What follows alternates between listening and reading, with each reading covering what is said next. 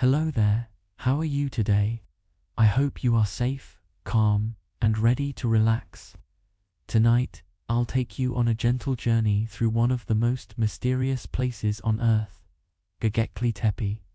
Before we start, let me invite you kindly, if you enjoy calming history content to help you sleep, don't forget to like this video, subscribe to the channel, and turn on the notification bell. That way, you won't miss any of our nightly explorations into the past. And I'd love to hear from you too. How was your day today? Share your thoughts in the comments, because your stories add warmth to this little community. Göbekli Tepe begins not with grand walls or visible ruins, but with a simple hill. For thousands of years, it was only a quiet mound rising above the plains of southeastern Turkey.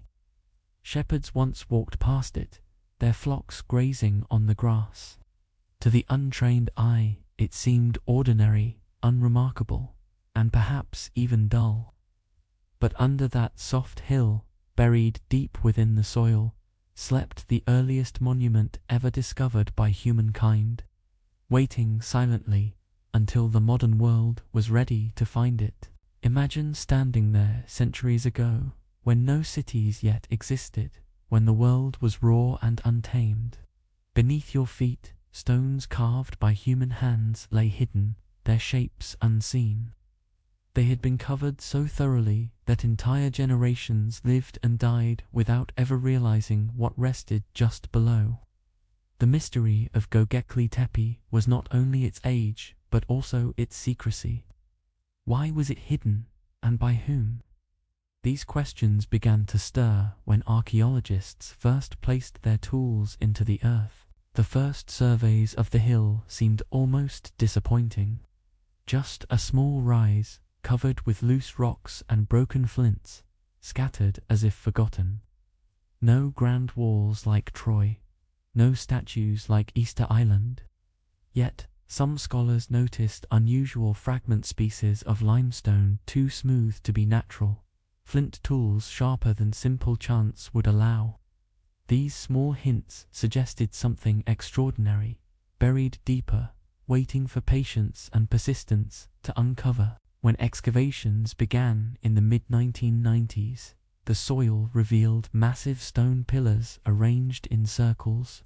Each pillar stood taller than a person, and some reached heights of 6 meters. They were not random stones, but carefully shaped monoliths placed with intent. The mound that had once seemed unimportant suddenly became a key to rewriting human history. It was no longer just a hill. It was a library of stone, buried deliberately, and now awakening in the modern age. The archaeologists realized quickly that Göbekli Tepe was not a village, nor a fortress, nor a place for farming. No houses were found, no hearths, no evidence of daily domestic life. Instead, it seemed to be a gathering place, a stage of human cooperation long before the first cities. Here, hunters and gatherers without the tools of agriculture moved stones weighing tons. Their unity in building spoke of something greater than survival, the desire to connect, to gather, and to remember. Picture the effort it would take. Dozens, perhaps hundreds of people working together, pulling ropes, carving stone, setting pillars upright into the ground. Without metal tools, without wheels, without beasts of burden as we know them. And yet, the work was done, and done with precision. Every placement, every carving, every alignment bore the mark of human will, persistence, and shared vision. It reminds us that cooperation is as old as humanity itself. But perhaps the most haunting mystery lies not only in how Göbekli Tepe was built, but in why it was eventually buried. Around 8,000 years ago, the people who had raised these monuments filled them with earth and stone. They did not leave them to crumble under time, but deliberately covered them, almost like sealing a chapter of history. For centuries afterward, the world forgot this place. until one day the soil loosened and the past breathed again. To walk on the hill today is to feel echoes of that hidden decision. The stones are there, visible again, yet wrapped in silence. What stories were carved into their surfaces, and why were those stories hidden? Each excavation uncovers more, but also deepens the questions. Sometimes, the most remarkable truths are not shouted, but whispered, and Göbekli Tepe whispers across 12,000 years. As we close this first part of our story, allow yourself to breathe slowly. Imagine the quiet wind across the Turkish hills, carrying with it the scent of earth and stone. Imagine the stars overhead, the same stars seen by those who carved the pillars. Time folds in on itself, and in that stillness, we sense how small we are, yet how connected we remain. Göbekli Tepe stands as a reminder of mystery, patience, and the hidden depths of human history. As archaeologists brushed away the soil, the first carvings appeared. Animals etched into stone, foxes, snakes, wild boars, and cranes, each figure carefully shaped with patient hands. These were not decorations for beauty alone.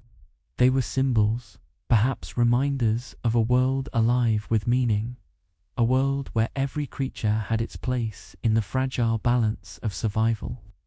We do not know their exact message, but we sense intention in every line. The carvings tell us about the environment of that time. The animals were those familiar to hunters, not distant legends, but living beings they had seen, tracked, and respected. When people came together here, they carried with them the memory of the landscapes they crossed and the creatures they encountered. It was as if the stones became a canvas for collective memory. Each carving whispers of encounters between humanity and the natural world. Unlike later monuments, Göbekli Tepe does not celebrate kings or rulers. There are no thrones, no inscriptions of conquest. Instead, the stones seem to celebrate something: shared knowledge, gathering, or perhaps reflection on life itself. The absence of hierarchy is striking. It reminds us that long before empires rose, people already gathered for reasons beyond power. They gathered to connect. Another mystery lies in the arrangement of the pillars. Two central stones stand within each circle, facing one another, taller than the rest. Were they markers of balance, or focal points for gatherings? Their presence suggests design beyond simple construction. Alignments may have echoed the paths of the stars or the cycles of seasons. Whatever the reason, these arrangements show deliberate thought and a vision of order. What is most humbling is the effort behind it all. The builders of Göbekli Tepe had no cities, no wheels, no writing. Yet, they organized themselves to create something that endured across millennia. It shows us that intelligence and creativity are not tied to modern tools. Human spirit, determination, and shared purpose have always been there from the very beginning. When the site was buried, it was not forgotten immediately. Stories may have lingered for generations, passed quietly from parent to child, until they faded into silence. Centuries later, no one remembered the stones, only the hill. It is almost as if the builders wanted the memory preserved, not erased. And so, they sealed their work beneath earth, waiting for the future to rediscover it. Today, walking among the exposed pillars, we see them under the open sky once more. Time has weathered their surfaces, but the carvings remain, faint yet enduring. The air is still, the stones unmoving, and yet the site feels alive, not with noise or activity, but with the quiet weight of history pressing gently against the present. It is a place where silence speaks. For those who visit, Göbekli Tepe does not shout answers. Instead, it invites reflection. You may find yourself asking, How did they move such stones? Why did they gather here? What did they believe about their place in the world? Each visitor leaves with more questions than before, and that is the beauty of this ancient hill. As we drift deeper into the night, imagine lying near the hill thousands of years ago. The stars stretched endlessly above, the fire crackling softly beside you. Around you, people shared food, stories, and companionship. The stones loomed quietly nearby, silent witnesses to a world just beginning to awaken to its own potential. In that silence, sleep would have come gently, so let this story settle within you as you rest. Göbekli Tepe is not only about stone and soil, but about the mystery of humanity itself. It is a place that shows us our ancestors were already capable of vision, cooperation, and wonder. As you close your eyes, let the calm of this ancient hill guide you toward peace.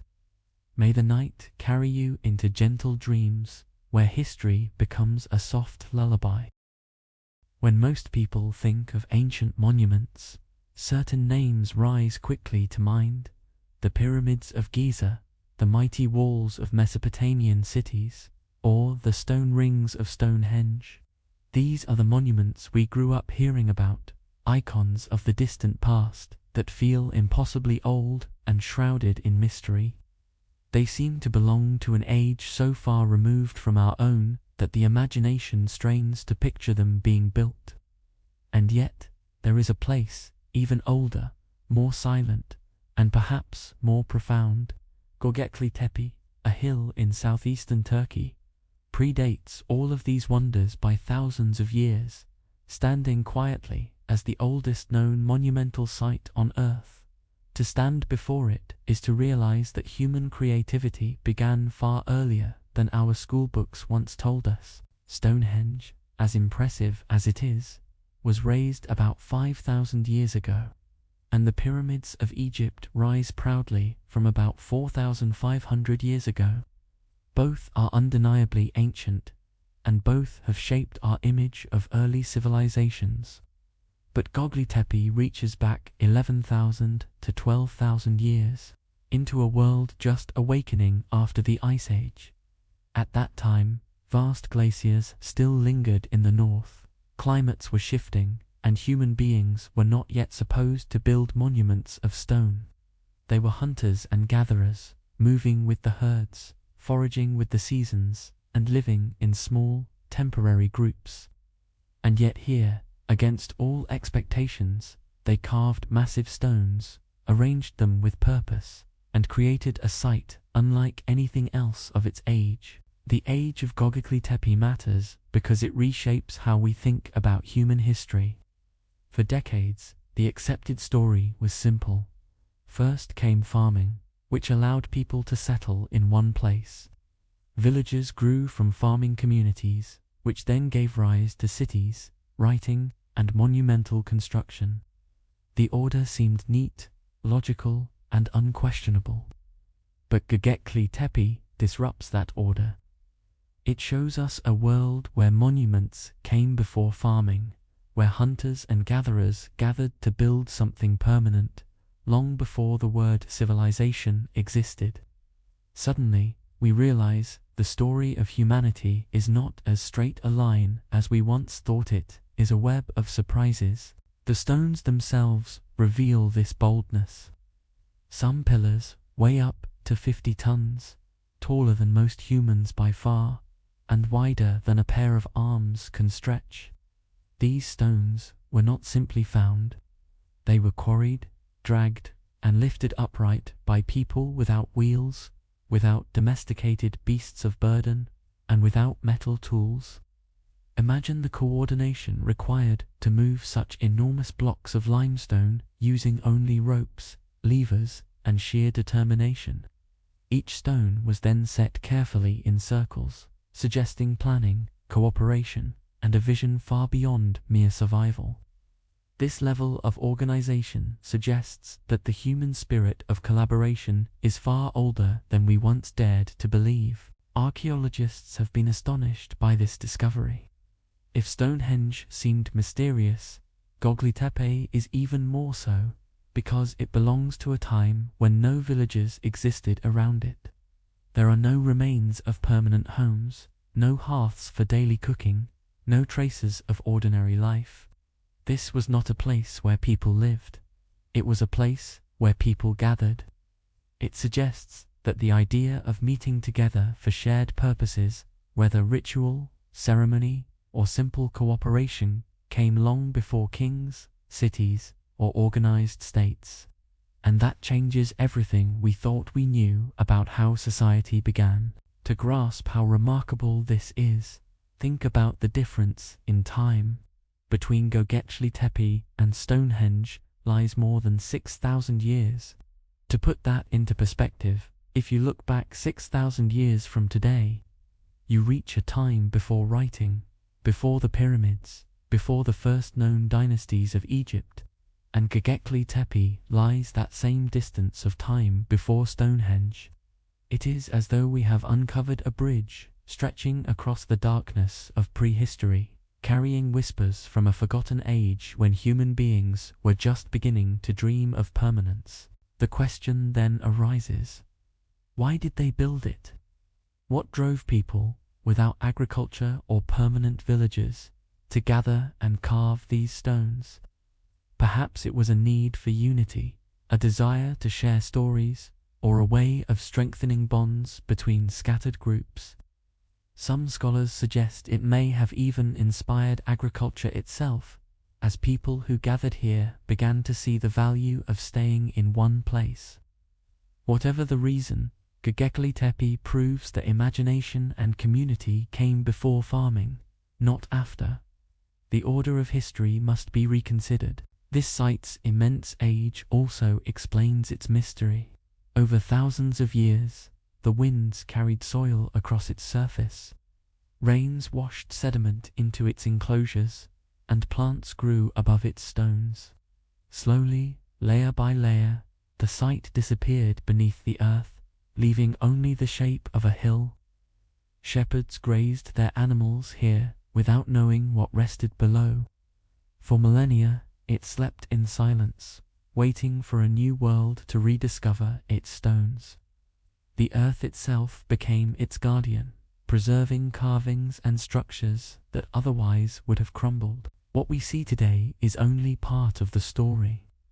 Excavations reveal more with each passing year, but the site is vast, and much remains hidden beneath the soil. Still, what has been uncovered already challenges our sense of what is possible. Göbekli Tepe is not only older than Stonehenge, it is older by a margin so large that it feels like another universe of time. And yet, when we look at its carvings and pillars, we recognize human hands, human minds, and human intentions at work.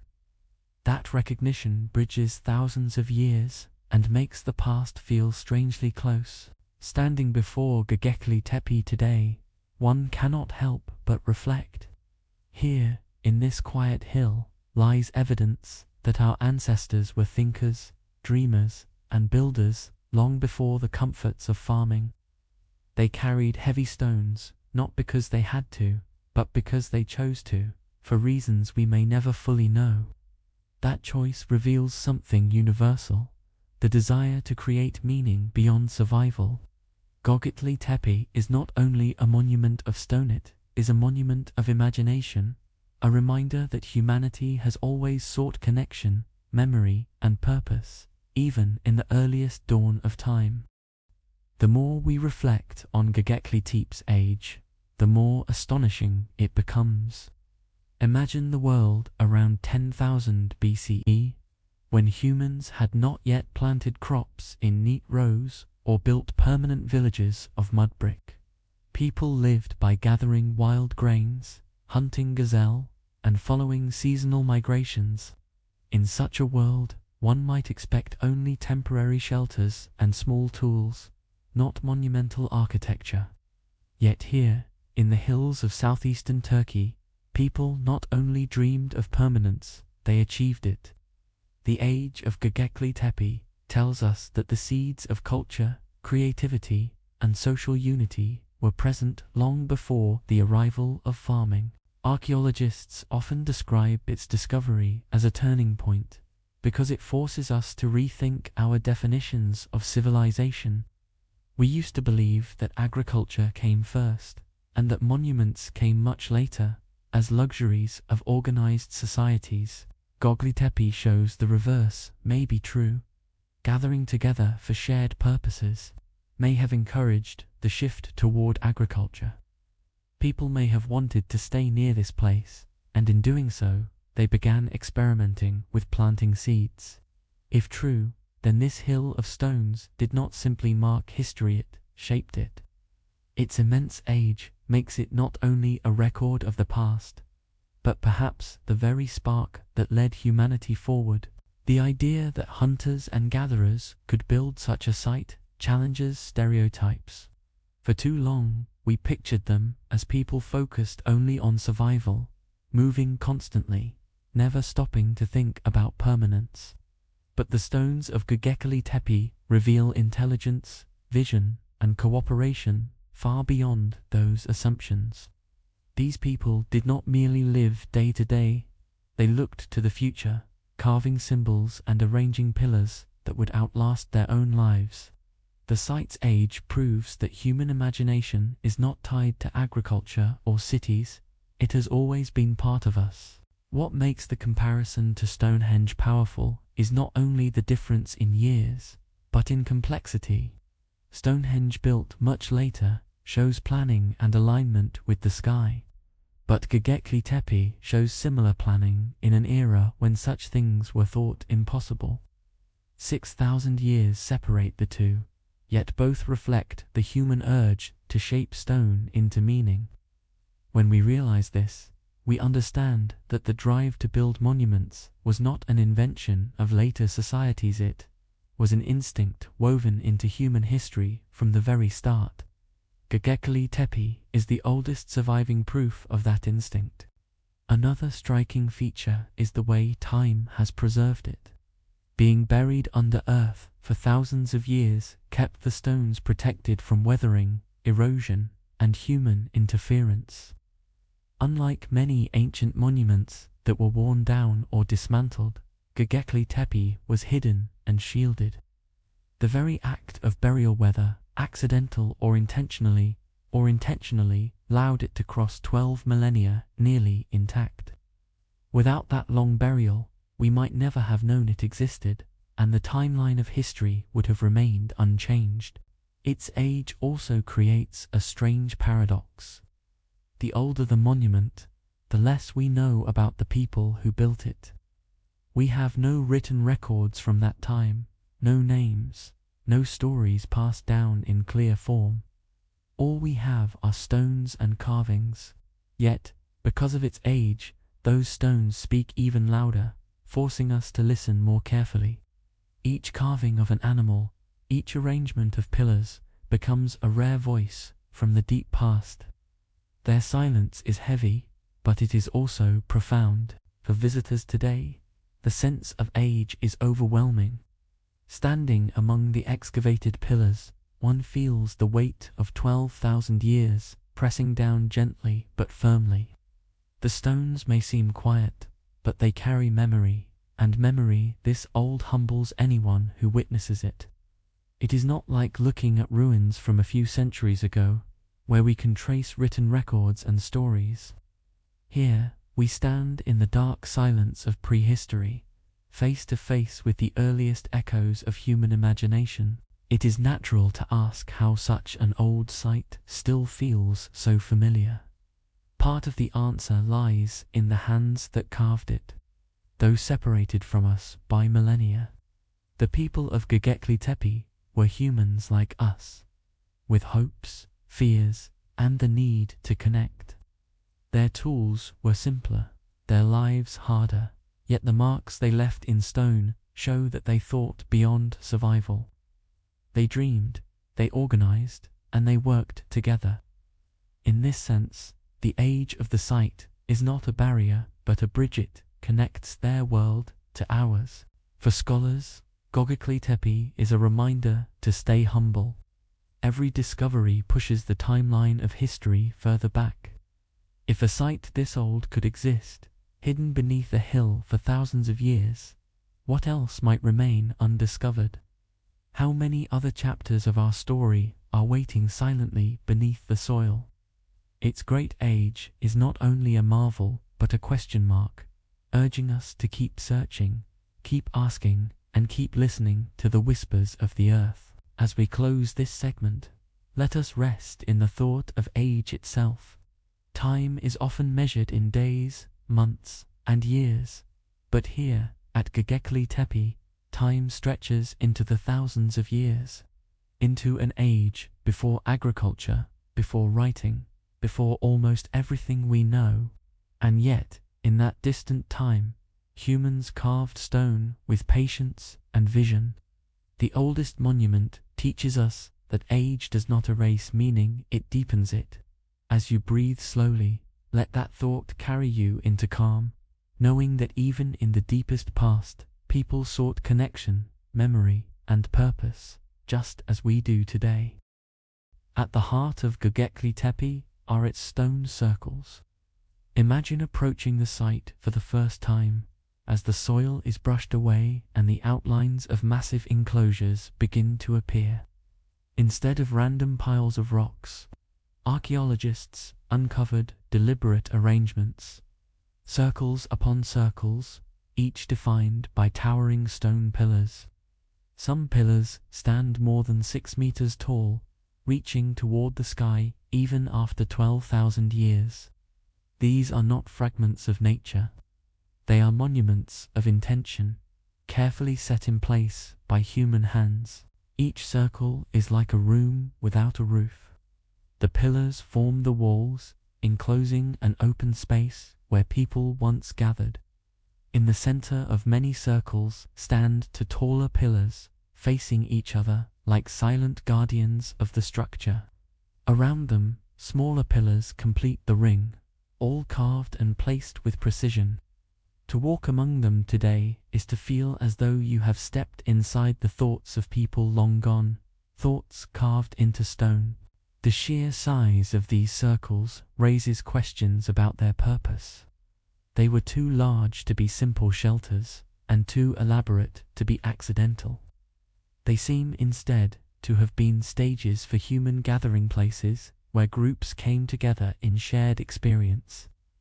The arrangement itself suggests design, as if the builders wanted not only to shape stone, but also to shape the space in which people moved, stood, and remembered. What makes the circles unique is their consistency.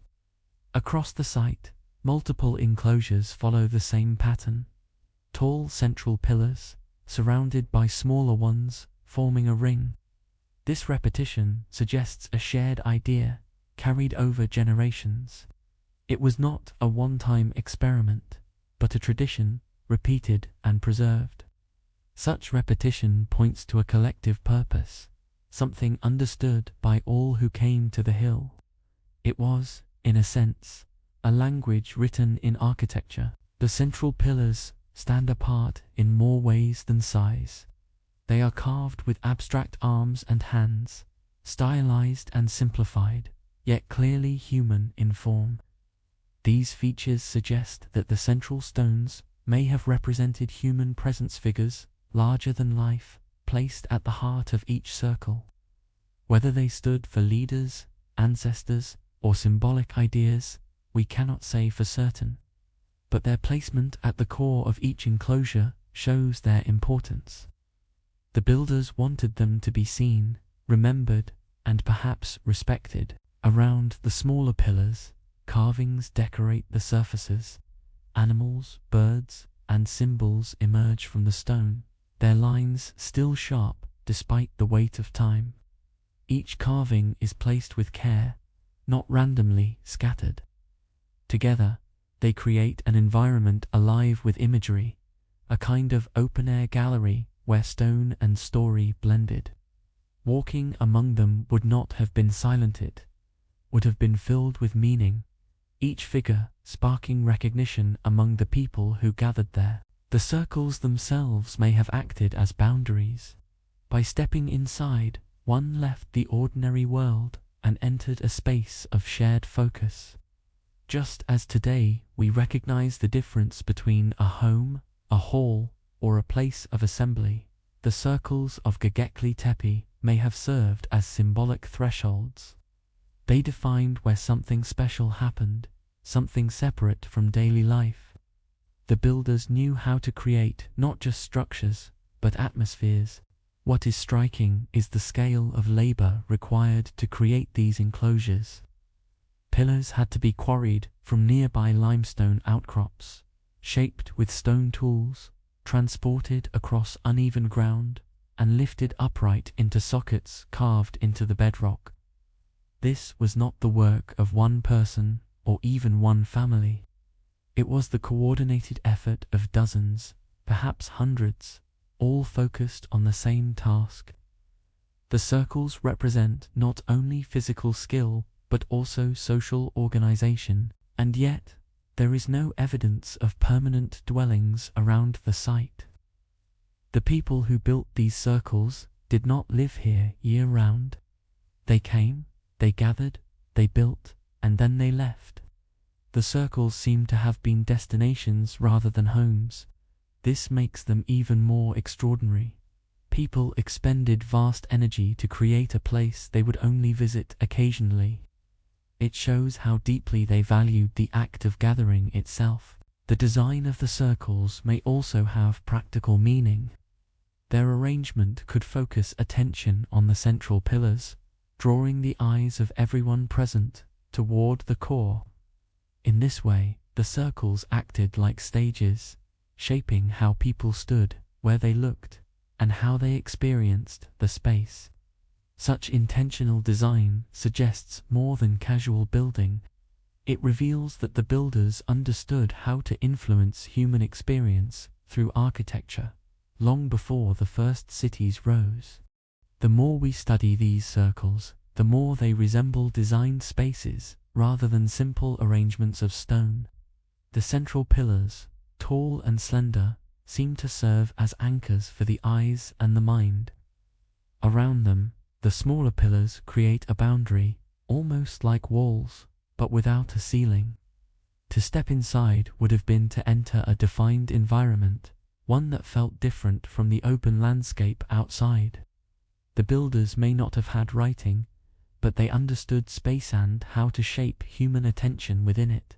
Archaeologists have noted that many of the circles overlap in age. One enclosure was built, then filled in, and another rose nearby.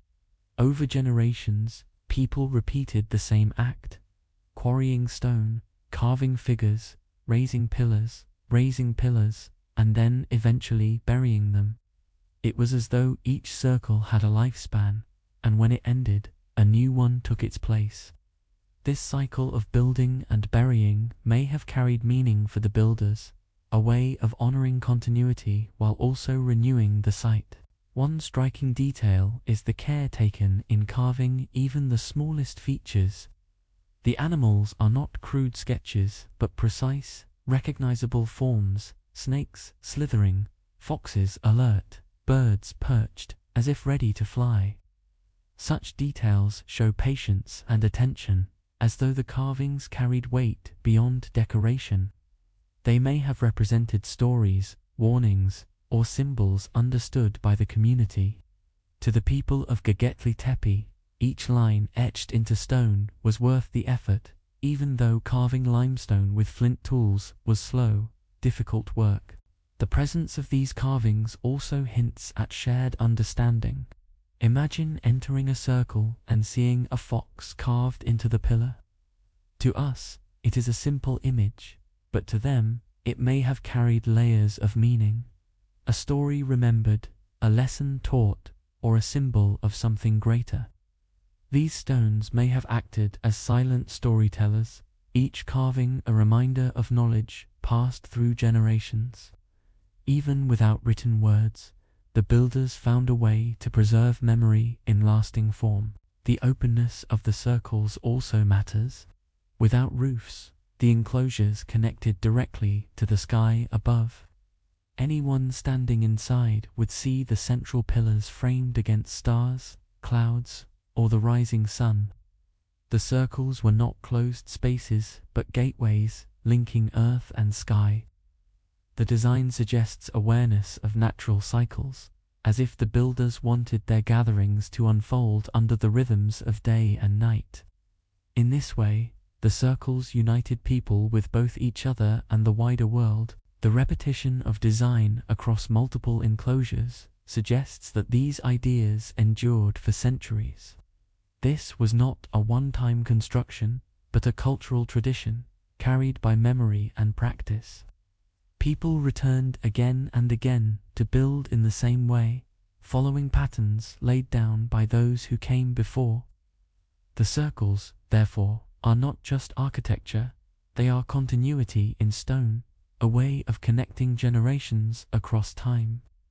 In every pillar, we see not only the builder's hands, but also the persistence of their shared vision. To this day, standing among the excavated circles brings a sense of awe.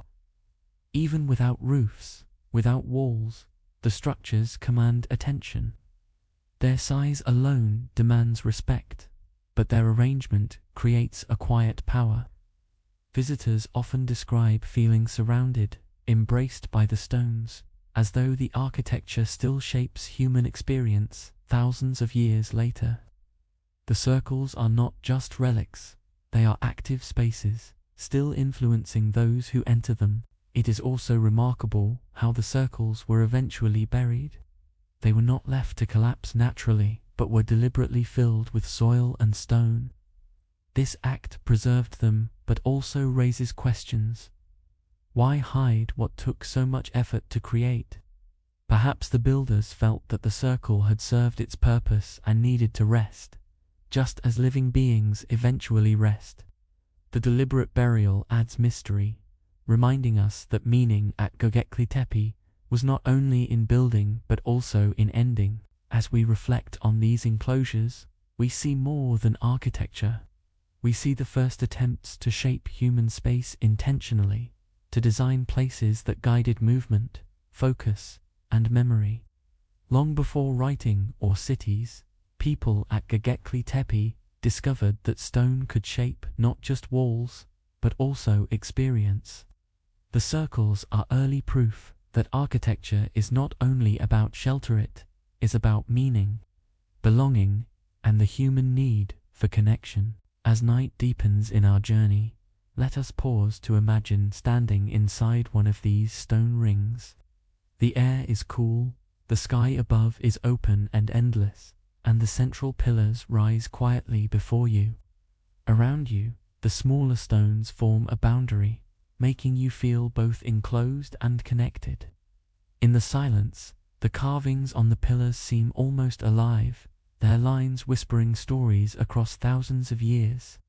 Close your eyes and let that silence carry you into calm.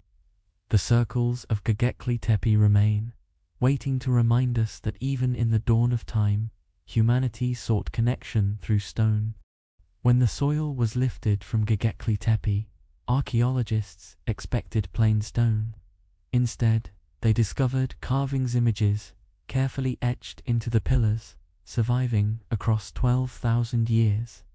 These were not rough scratches or accidental marks.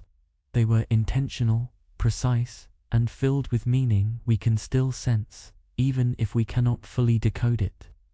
The carvings transformed the site from stone to story, turning each pillar into a canvas of memory. Among the most common images are animals. Foxes leap across the surfaces, their bodies stylized yet recognizable. Snakes slither, their curves carved with sharp detail. Boars appear, tusks forward, ready to charge. Birds spread their wings, cranes, vultures, and other species known to the people of that age. Each animal seems alive, frozen in motion, yet permanently inscribed on the stone. These images remind us that humans and animals shared a close bond, not only in survival but also in imagination. What do these carvings mean? We cannot ask the builders, but we can consider their world. For hunter-gatherers, animals were not distant creatures, they were constant companions in daily life. They provided food, tools, and reminders of nature's balance.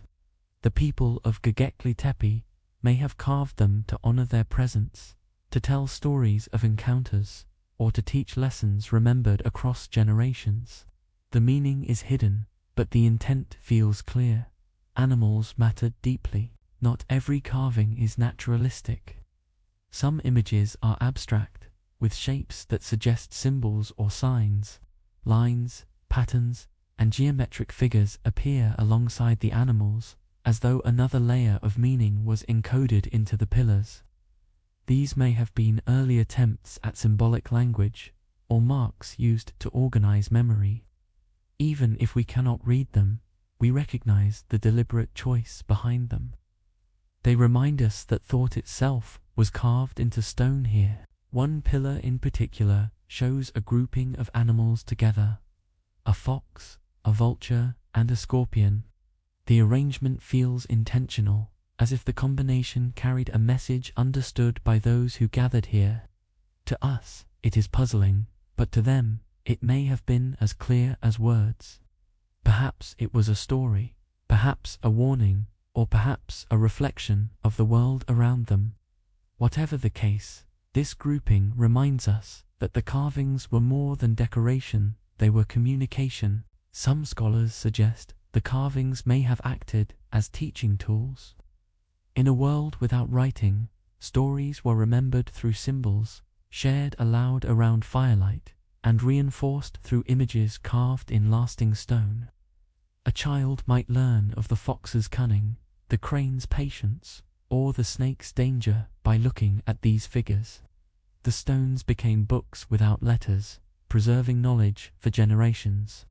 Even now, they continue to speak, though their language is one we struggle to translate.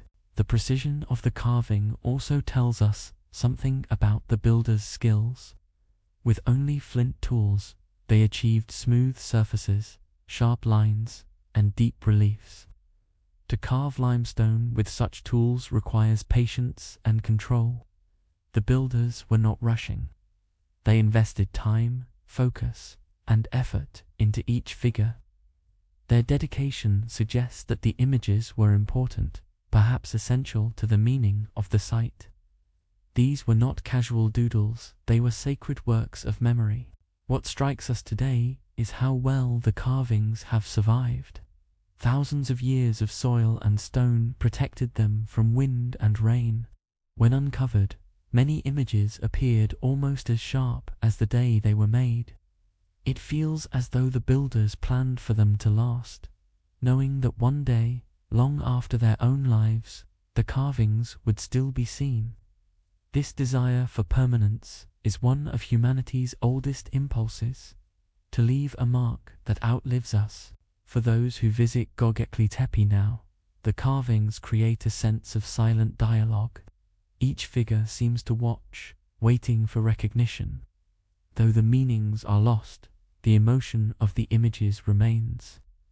They remind us that humans across all ages have wanted to express, to share, to connect through symbols.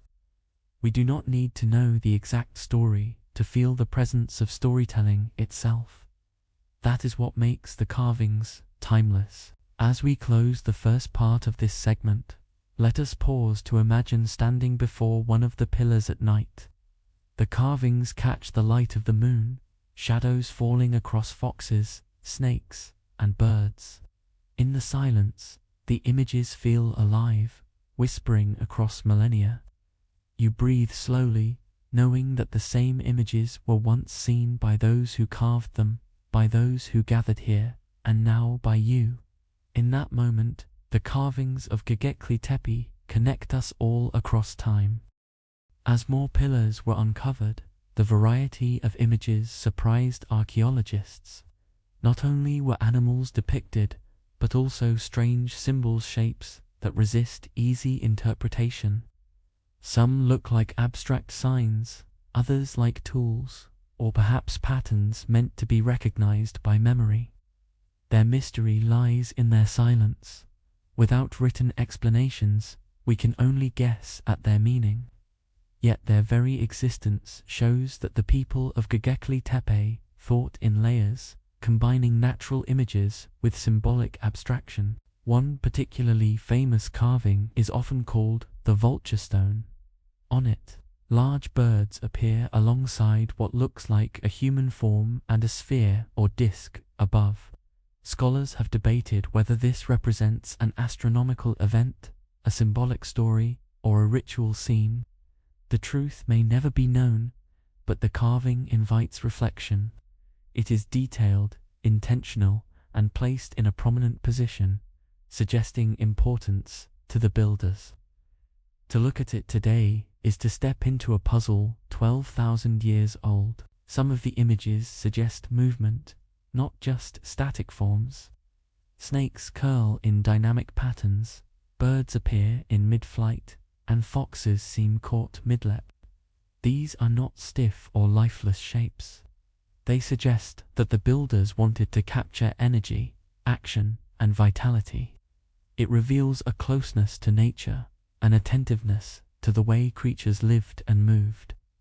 Their carvings reflect both observation and imagination, a blend of memory and creativity. In a way, the carvings remind us that humanity has always sought ways to tell stories. Before books, before writing, before even clay tablets, people found other means to record memory. At Göbekli Tepe, that record was stone.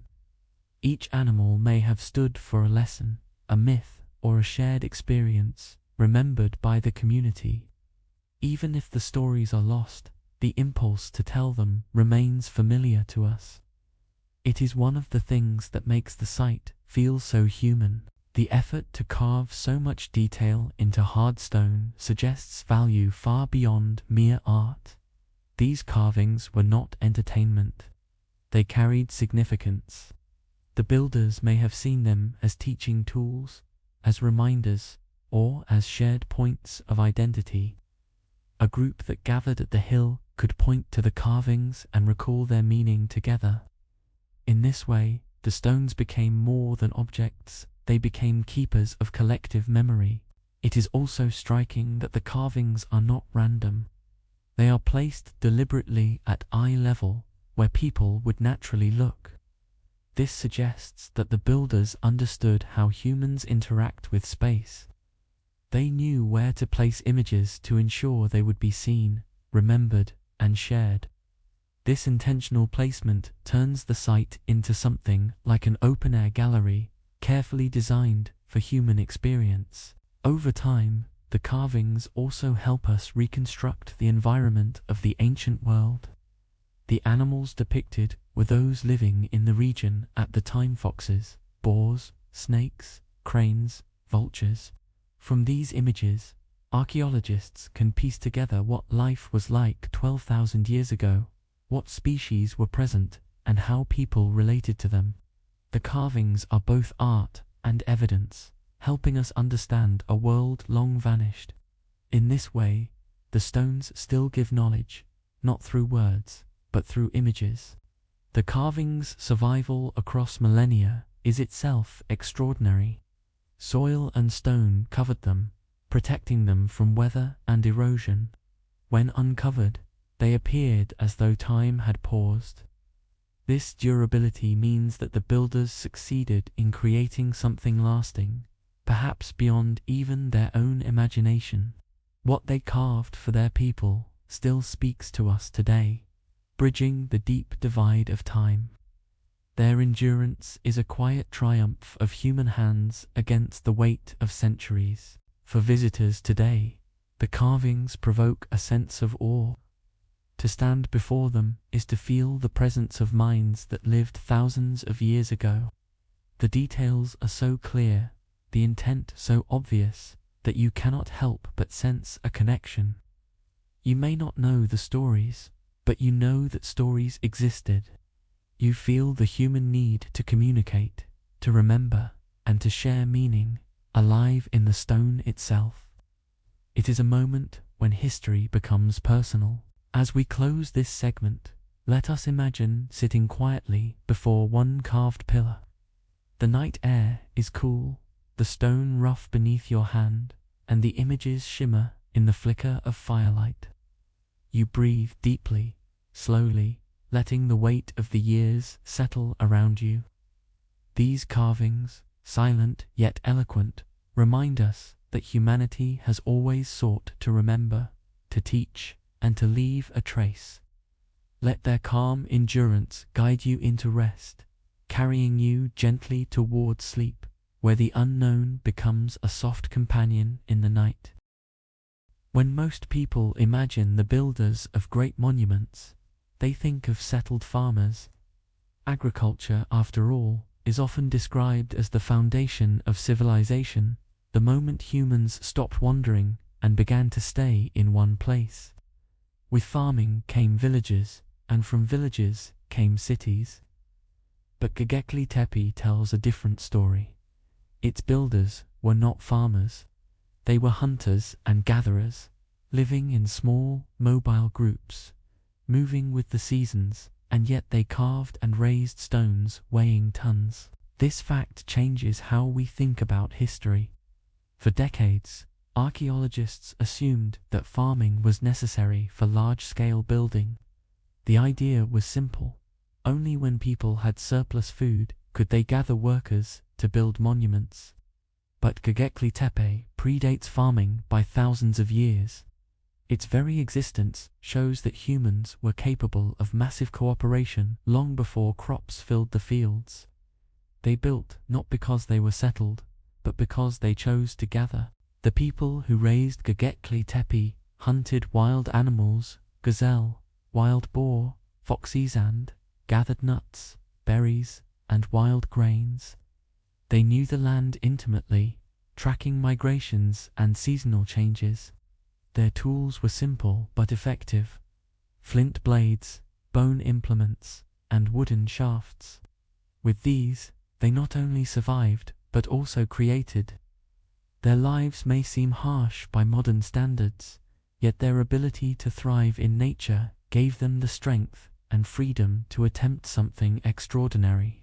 We often imagine hunter-gatherers as constantly on the move, with no time for permanence. But Göbekli Tepe suggests otherwise. It shows that even nomadic people could choose a place to return to, a site that mattered more than others. Here, they pooled their energy, shaping stone and memory together.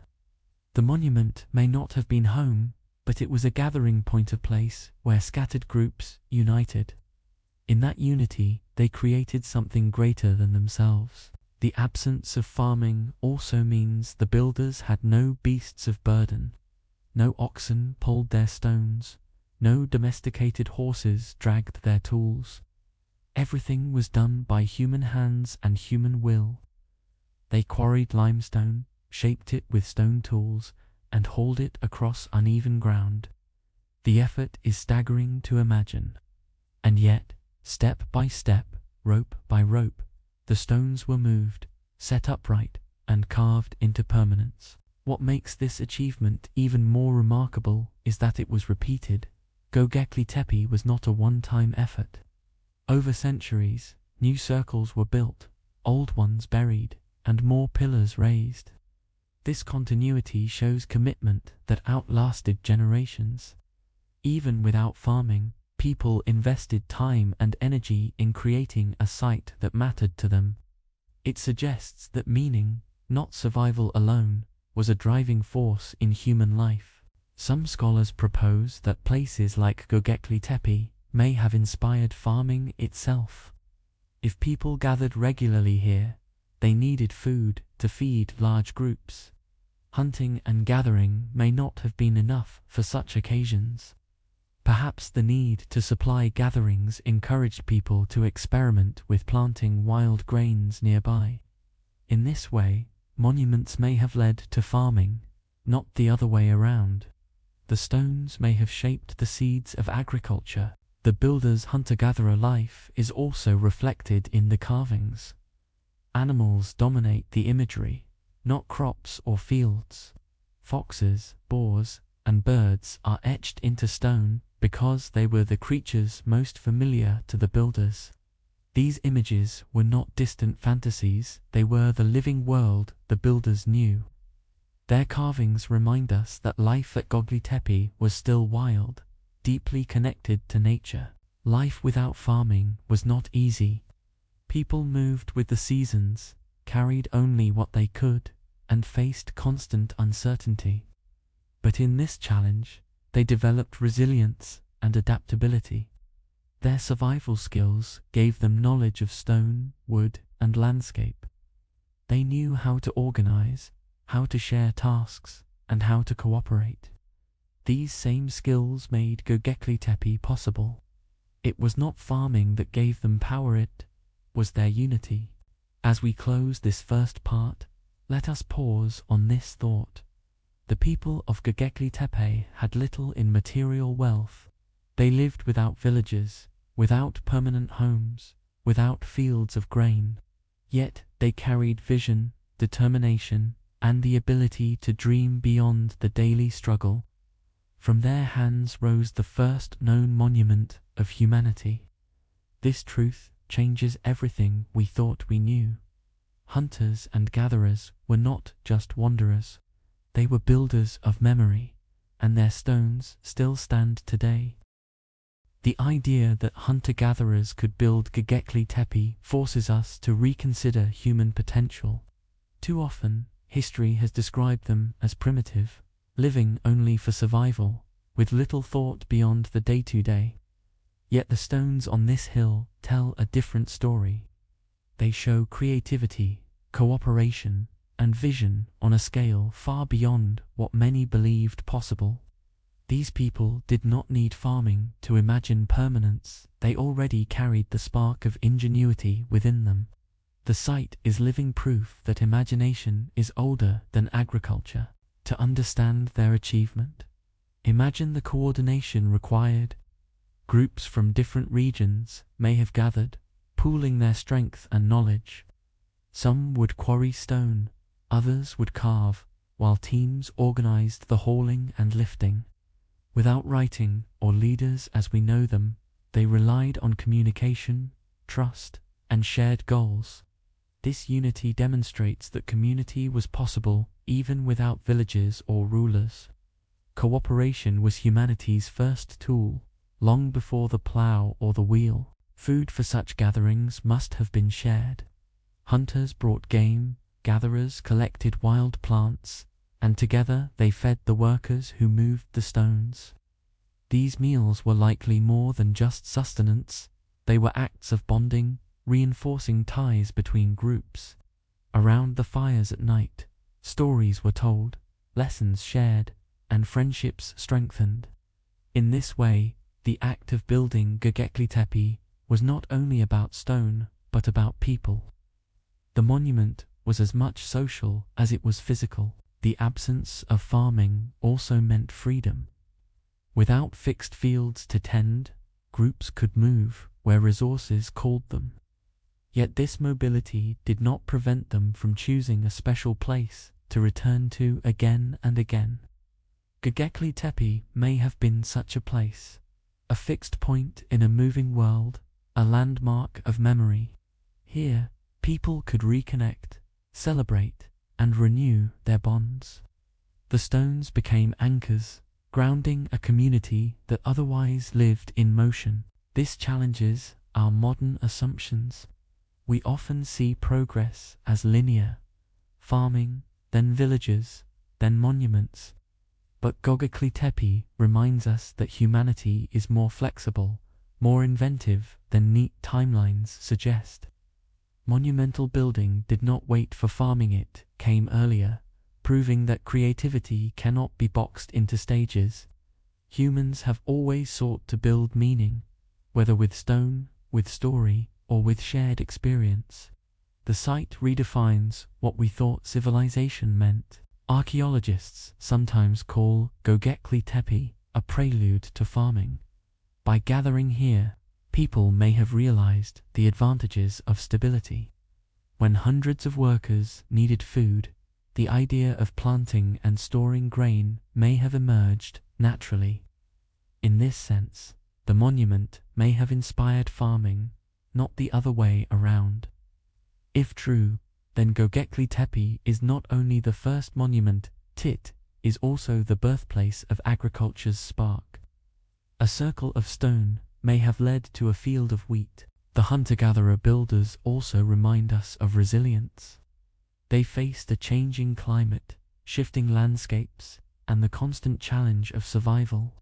Yet instead of being overwhelmed, they created. Their work tells us that human beings, even in the harshest of times, reach for more than food and shelter. They reach for meaning, memory, and connection. In this way, Göbekli Tepe is a monument not only of stone but of human spirit. Visitors today often marvel that such a site could be made without farming, wheels, or metal. The stones are undeniable proof of possibility, standing as silent arguments against the idea that early humans were simple or limited. Each pillar whispers, "We were capable," and indeed they were. By lifting stone, carving symbols, and creating space, the builders showed that humanity's greatest strength lies not in tools, but in cooperation and vision. The phrase "hunters, not farmers" should not be read as limitation, but as power. These people lived close to the land, understanding its rhythms, its dangers, and its gifts. They did not need surplus harvests to dream of permanence. They needed only each other and the will to act. In their gathering, they created something that lasted far longer than their lifetimes, something that still stands today. Their identity as hunters and gatherers does not diminish them, it elevates them. As we close this segment, let us rest in the thought that the first monument of humanity was not built by kings or empires, but by ordinary people who hunted, gathered, and dreamed. Their story reminds us that greatness does not require riches, technology, or conquest. It requires unity, patience, and imagination. Göbekli Tepe is their legacy, a gift across 12,000 years. As you breathe slowly, let this reminder calm you. Even in the earliest dawn of time, humanity sought connection, and that search still continues within us today. When archaeologists studied Göbekli Tepe, one detail stood out immediately. It was not a place where people lived. No houses, no hearths, no trash pits, no signs of daily life. Instead, the site was built only for gathering. People traveled here, coming together from scattered regions to meet at the stone circles. This fact transforms how we understand its meaning. Göbekli Tepe was never about survival alone. It was about connection, memory, and the shared act of being together. Picture small bands of hunters and gatherers, living miles apart, moving with herds and seasons. Most of the year, they may have lived separately, but at certain times, they converged on this hill. Families, clans, and groups would travel from different valleys, bringing food, tools, and stories. At Göbekli Tepe, they gathered in numbers far larger than daily life allowed. Here, they met others, exchanged ideas, and built something that united them all. The circles acted as stages for these gatherings. Standing inside them, groups would have felt surrounded, embraced by stone, as if the space itself marked a moment of significance. The tall central pillars focused attention, drawing everyone's gaze inward. These spaces may have been used for storytelling, ceremonies, or decisions that affected the wider community.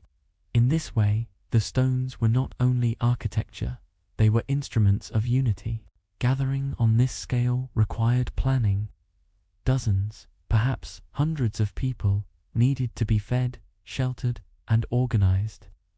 Hunters brought game, gatherers brought fruit, nuts, and wild grains, and together they created feasts. Sharing meals became part of the gathering itself, reinforcing bonds and reminding everyone of their common identity. The act of eating together was as important as raising stones. It was nourishment not only for the body, but for the community. Archaeologists believe Göbekli Tepe may have been the first great social hub in human history. Before villages, before cities, before temples, there was this hill of stone. It did not house people permanently, but it brought them together. The site shows us that humanity's earliest instinct was not to conquer or to settle, but to gather. People found meaning in coming together, and Göbekli Tepe became the place where that meaning was carved into stone. These gatherings may have helped shape identity. When small groups met others, they realized they were part of something larger. Stories were exchanged, marriages arranged, alliances formed. Knowledge traveled with people: how to shape tools, how to track animals, how to manage the land. Göbekli Tepe became more than a monument. It was a crossroads, a meeting point where ideas flowed as freely as food and drink. The gatherings also show the beginnings of shared belief systems. People agreed that the hill was special, worth the immense effort of quarrying, carving, and raising stone. That agreement itself was powerful. It shows us that shared meaning came before written language or formal rules. By meeting here, people reinforced a common vision, one that lasted centuries. The stones stood not only as symbols of stonecraft, but as symbols of unity. One can imagine the energy of these gatherings. Fires glowing at night, voices rising in song or storytelling, laughter from children who met new friends, and the quiet awe as people stepped inside the stone circles. The atmosphere would have been electric with community, yet calming in its shared rhythm. It was here that people remembered they were part of something larger, something enduring. The gatherings were as important as the stones themselves. The effort to return again and again also shaped tradition. Each generation saw its parents and grandparents walk to Göbekli Tepe, and so the journey became a cycle, a ritual in itself. Children grew up expecting to see the stones, to join the gatherings, to share in the memory. Over time, this repetition gave the site permanence, not only in stone but in human culture. The act of gathering became a tradition that carried meaning through centuries. As we pause here, imagine yourself as part of one of those gatherings. You walk for days across open plains, guided by familiar landmarks. At last, the hill rises before you, and the stone circles come into view. Other groups are already there, fires lit, voices carrying in the evening air. You are welcomed, you share food, you laugh, and together you step into the enclosures of stone. In that moment, you belong. Göbekli Tepe is your place of gathering. As archaeologists uncovered more of Göbekli Tepe, they noticed something remarkable. The site was not a settlement, but it showed evidence of large-scale activity. Enormous amounts of stone were moved, carved, and arranged. Feasts likely produced piles of bones from gazelle and other animals hunted in great numbers. These details suggest that when people gathered, the site became alive with activity on a scale unmatched in the ancient world. It was not daily life, it was an event, a moment of magnitude. This understanding changes how we view humanity's earliest communities. We used to think that only farming allowed people to gather in large groups, but Göbekli Tepe shows otherwise. Hunters and gatherers were capable of organizing large events without fields of wheat or rows of crops. The gatherings were possible because of cooperation, trust, and the shared desire to meet. Farming came later, but the spirit of gathering existed first, and it was powerful enough to move stones. The gatherings also shaped memory.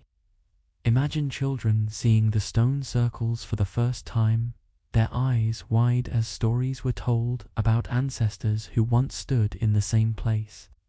The hill became more than a location, it became a memory passed down. Returning generation after generation, people reinforced their connection not only to the site, but to each other. In this way, Göbekli Tepe was not just a monument, it was a living tradition. Archaeologists sometimes describe it as the first social experiment of humanity. It was a place where ideas of cooperation, tradition, and identity were tested and proven. The gatherings required planning, leadership, and collaboration, even if these were informal and shared. In this sense, Göbekli Tepe foreshadowed the societies that would come later. It was not a city, but it carried the seeds of community. Its stones stand as witnesses to humanity's first steps toward unity. One can almost hear the echoes of those ancient gatherings.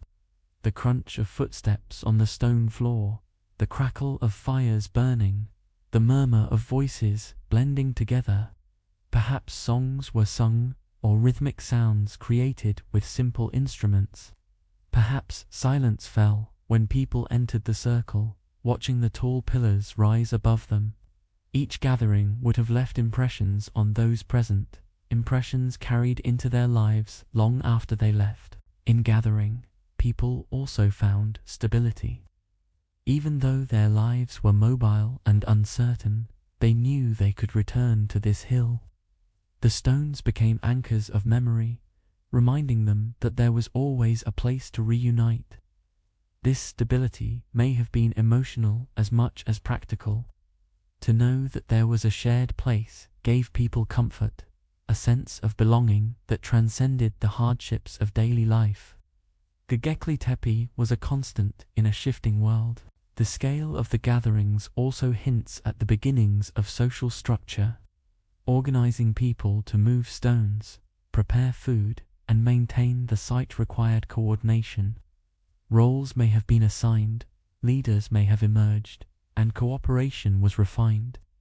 Even without formal hierarchy, the act of gathering nurtured skills that later shaped civilizations. Göbekli Tepe was both a meeting ground and a training ground for community life. What makes this idea so moving is that it was voluntary. There was no empire, no king, no ruler demanding labor. People chose to gather, chose to build, and chose to return. The strength of their gatherings came from shared vision, not imposed control. That choice is what makes Göbekli Tepe inspiring even today.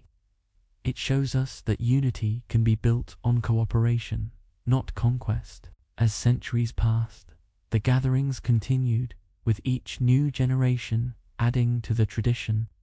Stones were raised, then buried, and new enclosures built. The site evolved, but its purpose remained: to bring people together.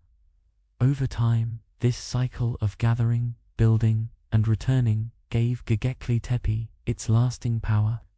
It became not only a monument of stone, but also a monument of memory, carved into the hearts of those who visited. As we close this segment, imagine once again arriving at Göbekli Tepe after a long journey. The hill rises ahead, fires glow in the evening, and voices welcome you. You step into the circle, surrounded by towering pillars, embraced by community. In that moment, you feel part of something vast and enduring. The stones may be silent, but the gathering gives them life.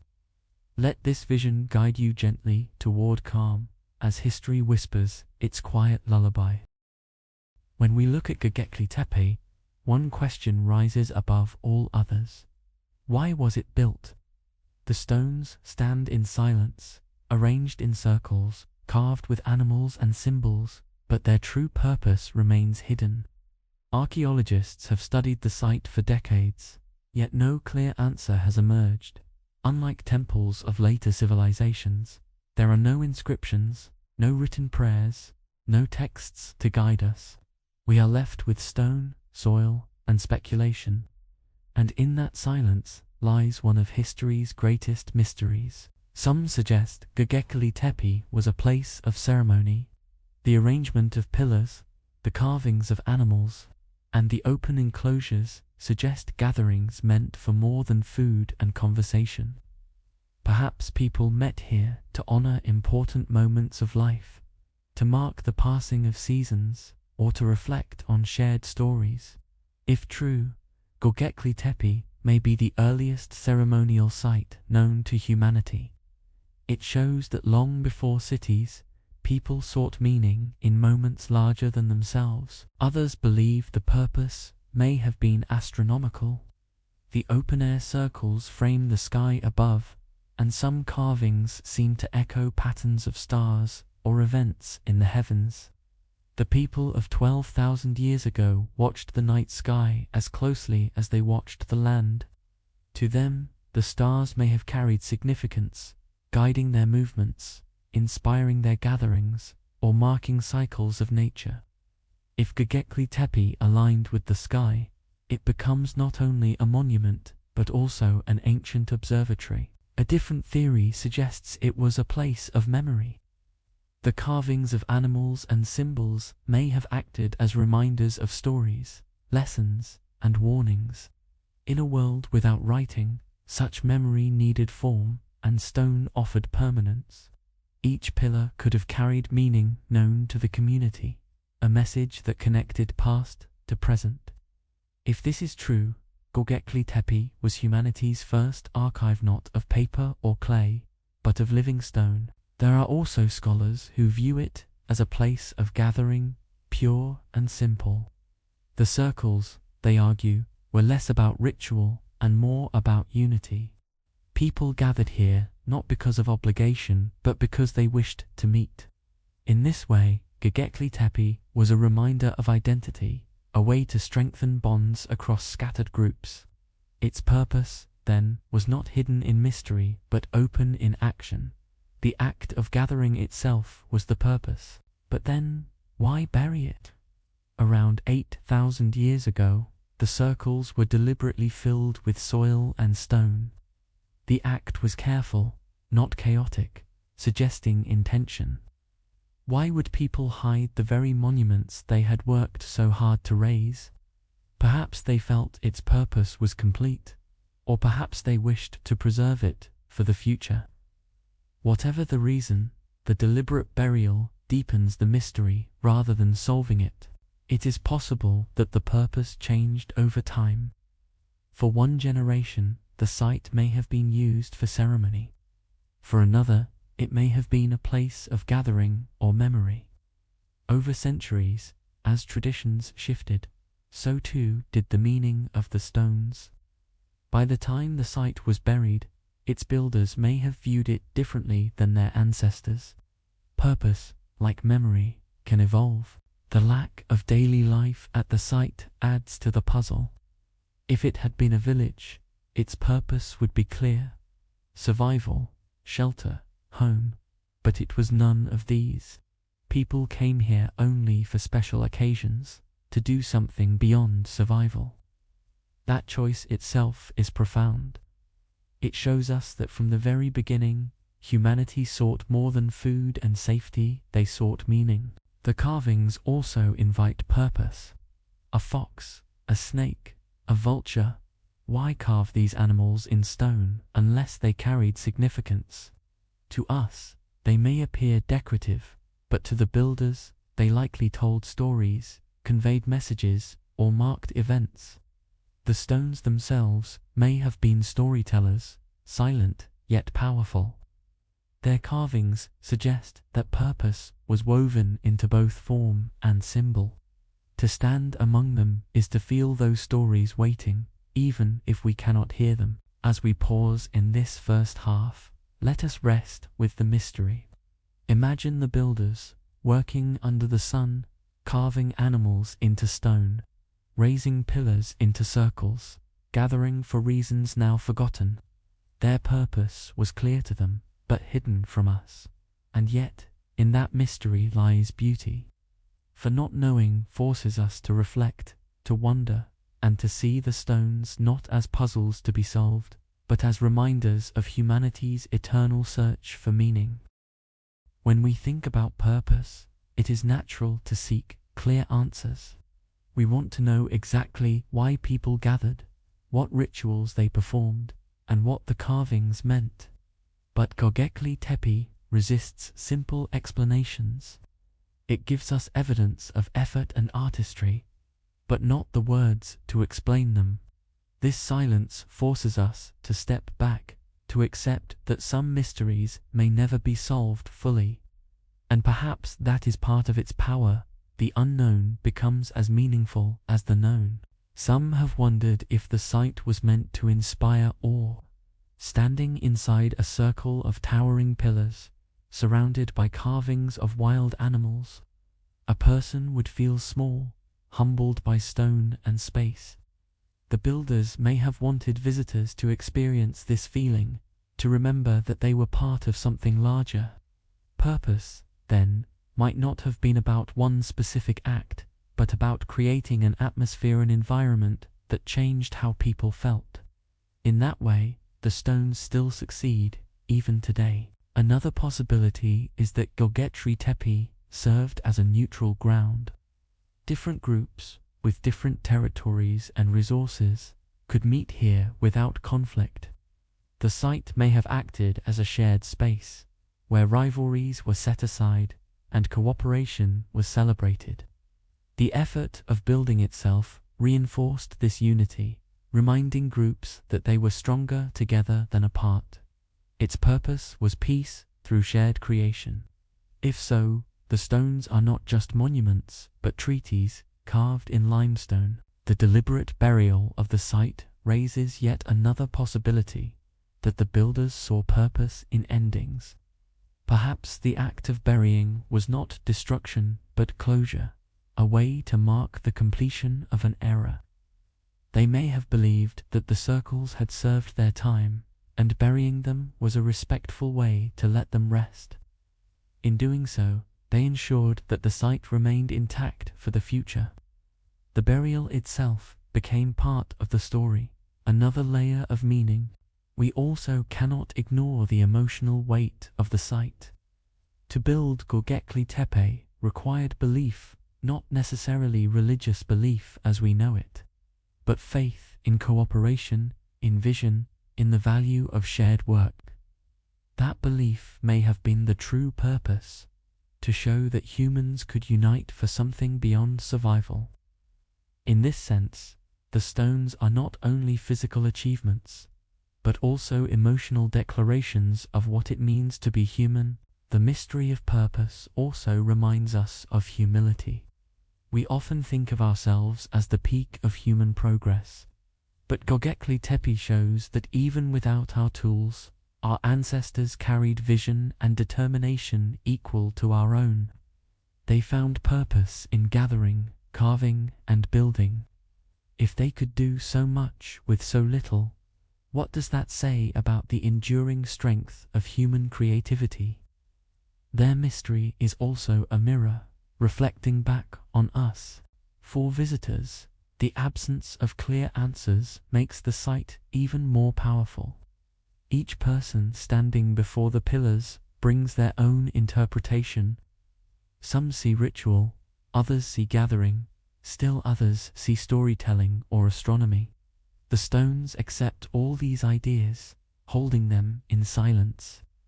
The mystery allows everyone to find their own meaning, turning Göbekli Tepe into a personal journey as much as a historical one. Archaeologists continue to study, and new discoveries may one day clarify the site's function.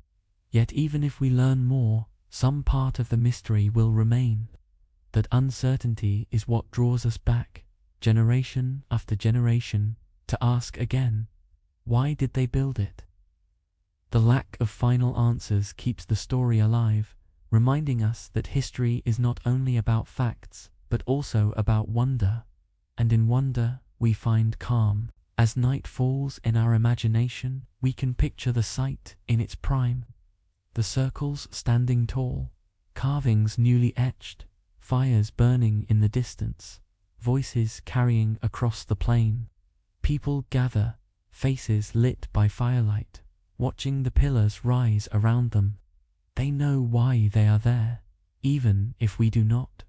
For them, purpose is clear. For us, purpose is mystery, and that is enough. So let us close this segment with the comfort of the unknown. We do not need all answers to find meaning. Göbekli Tepe whispers across 12,000 years, reminding us that humanity has always searched for purpose. The stones still stand, silent yet eloquent, inviting us to wonder. As you breathe slowly, let that mystery soothe you, carrying you gently toward rest, where unanswered questions become a lullaby of calm. One of the strangest facts about Göbekli Tepe is that it was not destroyed by enemies or toppled by time. It was deliberately buried, around 8,000 years ago, long after the first pillars had been raised. The builders or their descendants carefully filled the circles with soil and stone. This act preserved the site for thousands of years, keeping carvings sharp and pillars upright. But it also left us with a question. Why would anyone hide such a monumental achievement? The burial was not careless. It was intentional, systematic, and thorough. Each enclosure was packed with debris, layer upon layer, until the circles disappeared beneath the hill. This was not the work of erosion or accident. It was an act of decision, a choice carried out by human hands. Such effort requires purpose, and that purpose remains one of history's most puzzling mysteries. Some suggest the burial was an act of protection. Perhaps the builders wanted to preserve the site for the future, shielding it from weather, decay, or misuse. By covering the stones, they ensured their survival, leaving a message for generations yet unborn. If this was the case, then the people of Göbekli Tepe thought not only of themselves but of a distant future they could never see. Such foresight is humbling to consider. Others believe the burial marked an ending. After centuries of gatherings, perhaps the community decided the site had served its purpose. To leave it exposed may have felt incomplete, like a book left open. By filling the circles, they closed the chapter with care, showing respect to the stones and to the memories held within them. The burial, then, was not destruction but conclusion. There are also ideas that the burial was symbolic. Just as living beings eventually rest, perhaps the stones, too, were given rest. Covering them may have been an act of balance, a way of honoring the cycles of beginning and ending. In this view, the burial was not an accident of history but a meaningful gesture, reflecting the builder's understanding of time and closure. The thoroughness of the burial adds to the puzzle. Entire pillars were covered intact, not broken or dismantled. Carvings were preserved in remarkable condition, as though meant to be hidden yet remembered. It is almost as if the builders wanted the site forgotten for a time, only to be rediscovered later. This possibility raises a haunting thought. Maybe Göbekli Tepe was meant for us, not for them. Archaeologists studying the fill material found clues about the builders' lives. Within the soil and stone were fragments of tools, animal bones, and daily debris. These traces suggest that the burial process was gradual, involving many people and much effort. It was not the act of a single moment, but of a community working together. Even in burial, Göbekli Tepe was a project of cooperation. The decision to bury may also reflect changing traditions. Over time, as agriculture spread and villages formed, the need for a gathering site may have faded. New ways of living brought new priorities, and Göbekli Tepe may have been left behind. But, instead of abandonment, the site was sealed. This suggests respect for the past, even as life moved forward. To imagine the burial is to picture a quiet ritual, groups of people carrying soil, filling the spaces where their ancestors once stood, slowly raising the level until the pillars disappeared from sight. The process may have taken years, even generations, each stone covered, each carving hidden, each circle laid to rest beneath the earth. The act must have carried weight, perhaps sadness, but also a sense of completion. As we pause at this halfway point, reflect on the mystery of intention. Why do humans choose to end what they once valued?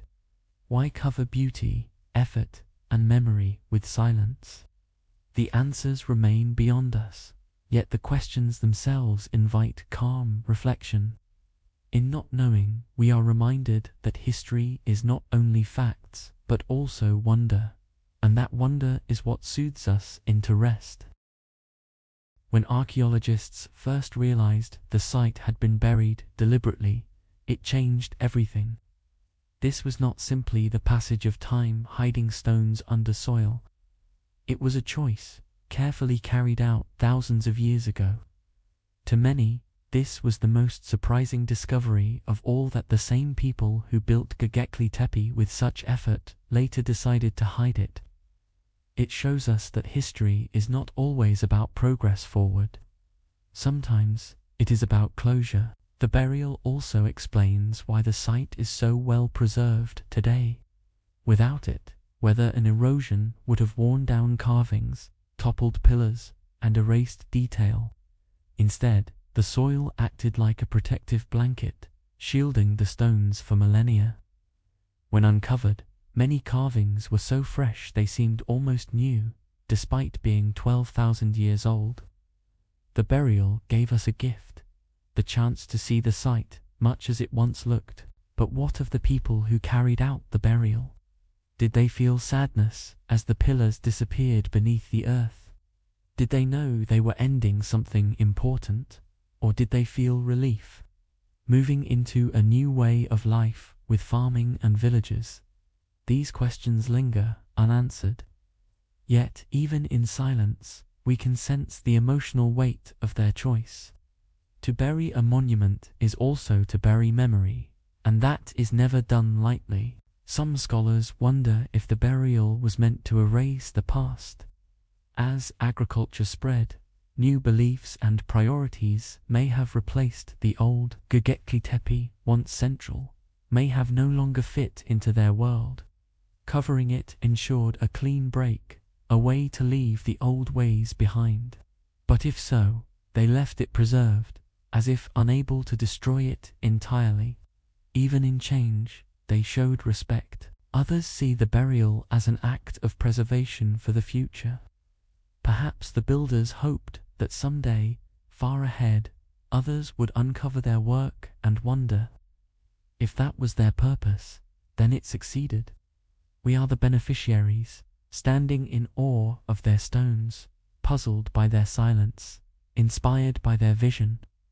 Whether intended or not, the burial became a time capsule, connecting us to people who lived 12,000 years ago. Imagining the act itself brings a sense of calm. The slow filling of spaces, the steady rise of soil, the gradual covering of carvings. Each step was deliberate, each load of earth purposeful. The act was patient, methodical, and final. It must have been a communal effort, involving families, elders, and children alike. In that shared work, even the act of burial became a gathering. The mystery of the burial reminds us that not all endings are losses. Sometimes endings preserve, sometimes they transform. Göbekli Tepe did not vanish. It rested, and in resting, it survived.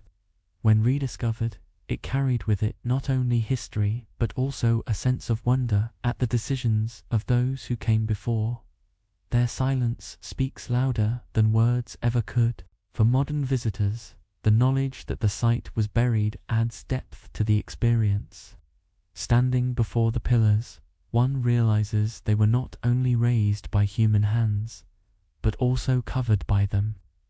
This dual act of creation and concealment shows the complexity of human choices. We build, we gather, we honor, and sometimes we let go. The site is not only about beginnings, but also about endings, both held together in balance. As archaeologists continue their work, more layers of fill are studied, each telling its own story.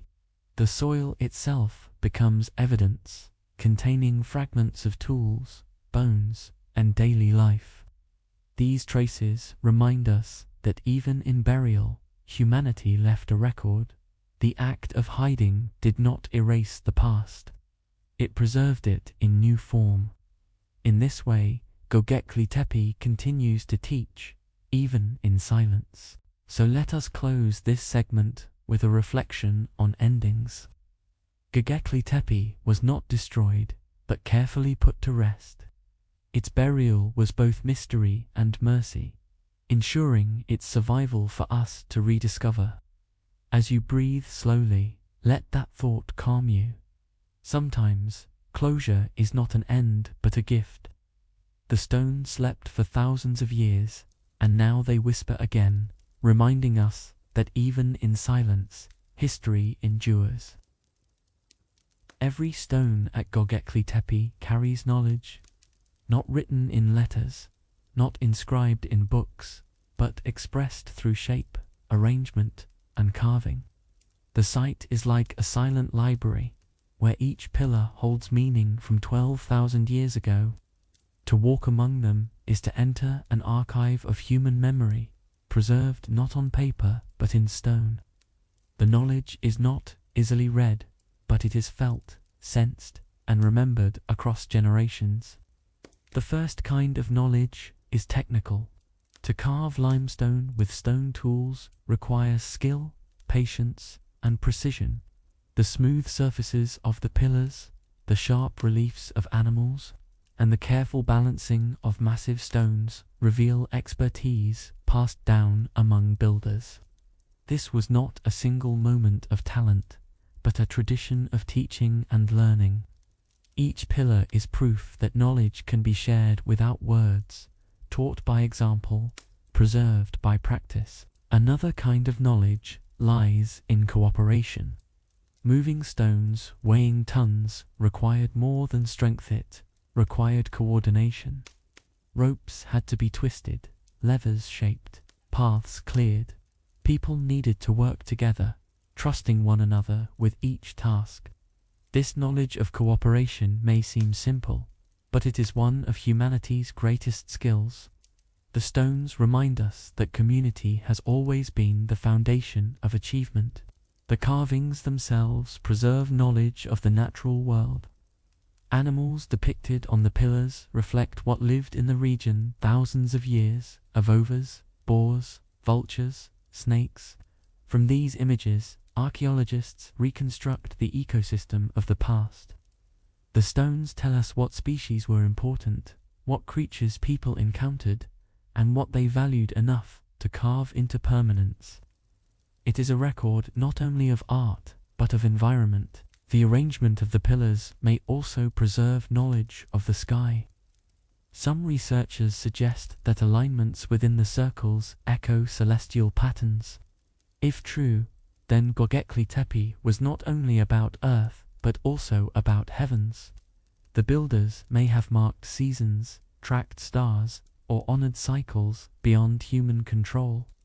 The stones would then be calendars as well as canvases, tools of knowledge stretching from soil to sky. Knowledge also exists in what is absent. No houses, no fields, no signs of farming. This absence tells us that monuments can be created without agriculture, that human imagination did not wait for crops to grow. The silence of daily life at the site is itself a lesson, that purpose and meaning can exist outside survival, that gathering for shared memory was as important as gathering for food. The stones teach through what they show, and through what they do not. Archaeologists studying the fill material uncovered fragments of tools, bones, and flint. These small pieces of debris are like footnotes in the stone library, giving hints about daily life. From them, we learn what people ate, how they worked, and what tools they carried. The big stones may carry grand messages, but the small fragments add details, filling the story with texture and reality. Knowledge is found in both the monumental and the ordinary. The way the site was buried also holds knowledge. By filling the enclosures carefully, the builders preserved carvings that might otherwise have vanished. This act shows awareness of time, of decay, and of preservation. They knew that to bury was to protect, even if they did not know we would one day uncover it. Their burial was itself a lesson in patience, showing us that knowledge can survive in silence. Visitors to Göbekli Tepe often describe a feeling of being taught without words. Standing before the pillars, one senses intention, as if the stones themselves are whispering lessons too old for language. The carvings invite observation, the arrangements encourage reflection, and the silence demands patience. In this way, the stones continue their work, still teaching across millennia. The site is not only a relic, it is an ongoing classroom of history. As we close this first part, imagine yourself standing inside one of the circles. Your eyes trace the carvings, your hands brush the stone, your mind drifts with questions. You realize that even without answers, the stones are teaching you something. To wonder, to reflect, to accept mystery. This is the knowledge they offer, not certainty, but curiosity. And in that curiosity lies peace, the gentle rhythm of learning in silence. The knowledge preserved in Göbekli Tepe is not only about tools or animals, it is about human imagination. The very act of carving symbols into stone shows that people wanted to leave behind more than practical objects. They wanted to share ideas, values, and visions of the world. Even if we cannot read their exact meaning, the intent is clear. Memory mattered. Knowledge was not only about survival, but also about continuity, ensuring that future generations could still sense the past. Another form of knowledge lies in the sense of place. The builders chose this hill deliberately, a location that could be seen from miles around. By gathering here, they created a landmark of memory, a reference point in the landscape. The knowledge of geography, where to meet, where to gather, where to build, was passed down. In this way, Göbekli Tepe became a map carved into the earth, guiding people across time. The stones also preserve social knowledge. Organizing hundreds of workers required planning, communication, and shared purpose. These are skills that would later shape villages and cities. But at Göbekli Tepe, they were already present, long before walls or roads. The site teaches us that community itself is a ledger way of acting together, of making decisions, of achieving what no individual could achieve alone. The burial of the site also carries lessons. By hiding their own work, the builders showed that sometimes preservation is more important than display.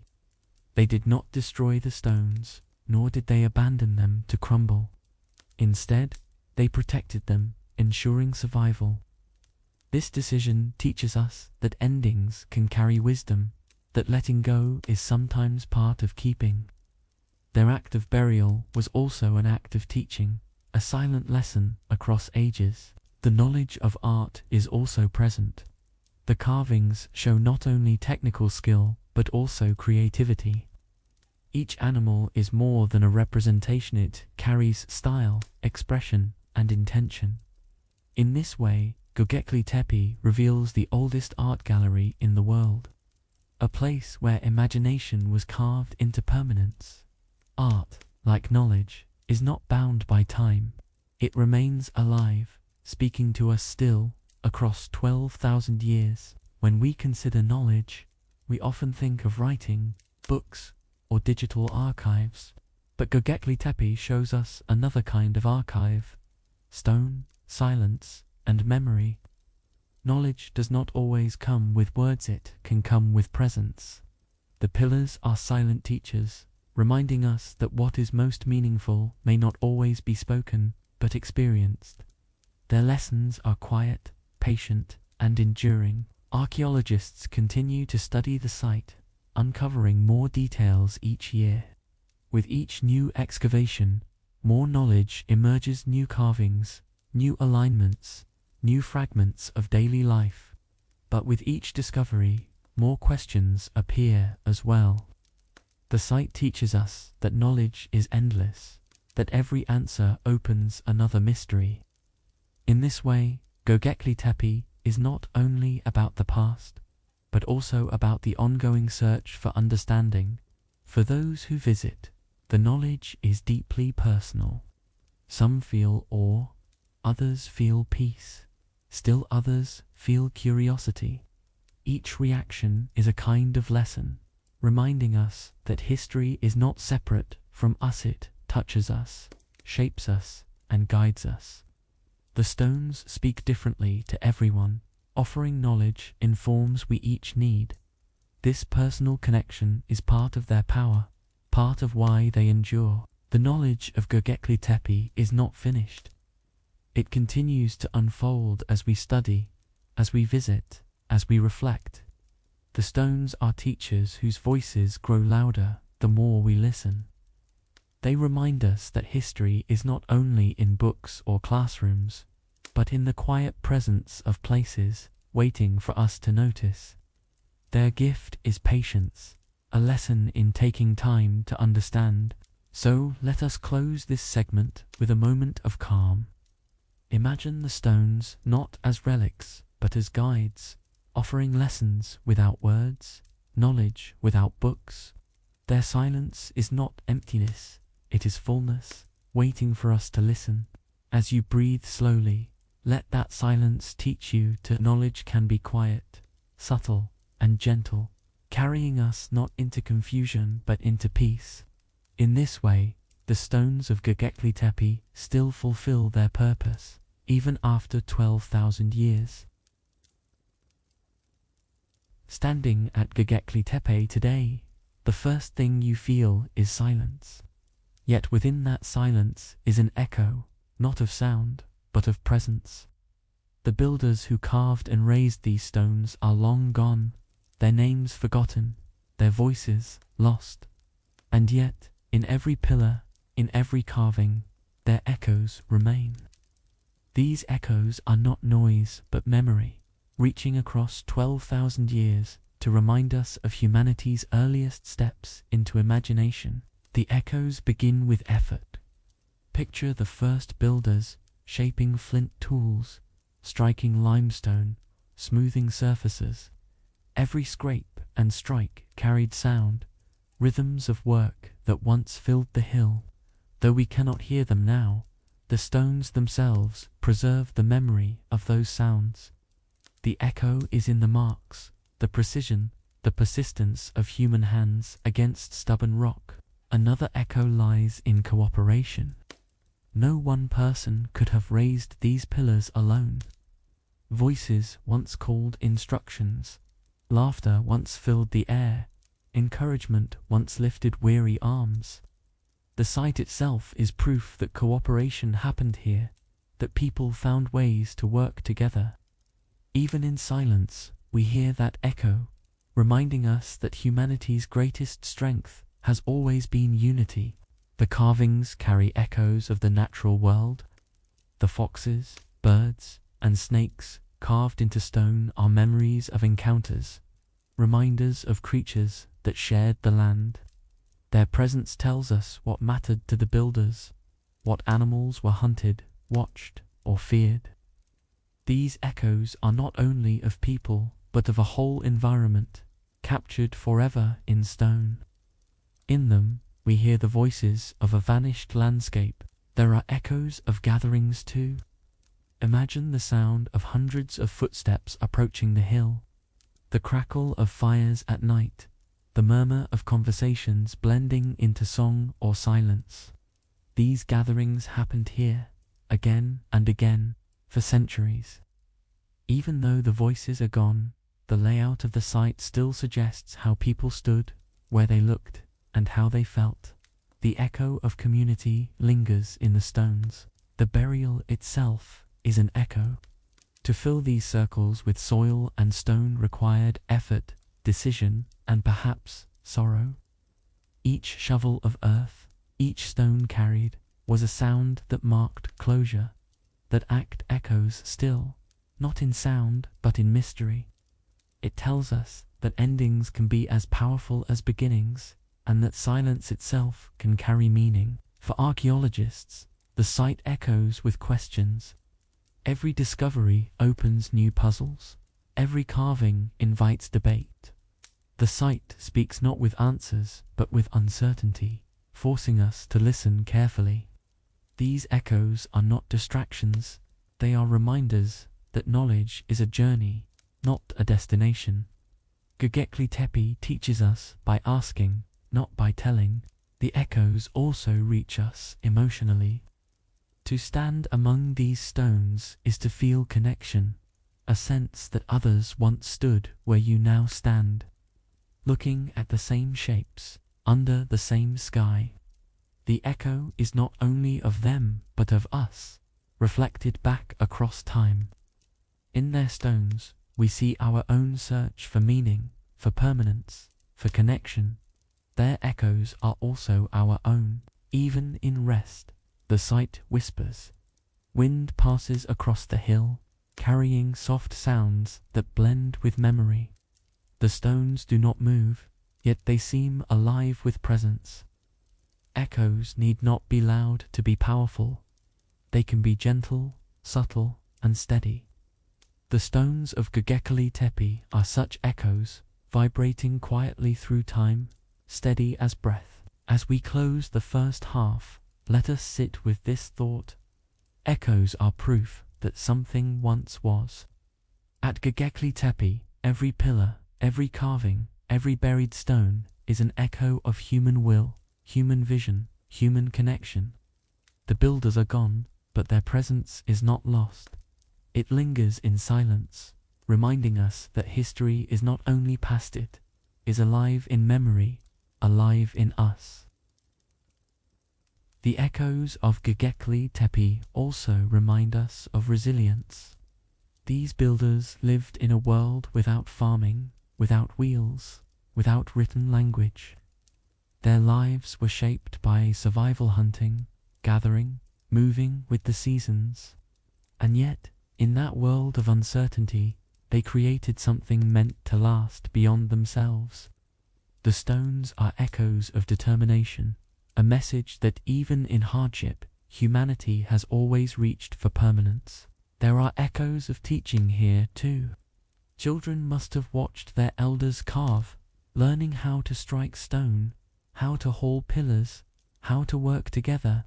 Knowledge was not written but demonstrated, preserved in memory and muscle. The stones themselves became textbooks, carved with lessons about animals, cooperation, and identity. The echo of those lessons remains, even if the voices that taught them are gone. The echo of imagination is perhaps the loudest. To carve animals into stone is to take what is fleeting and make it permanent.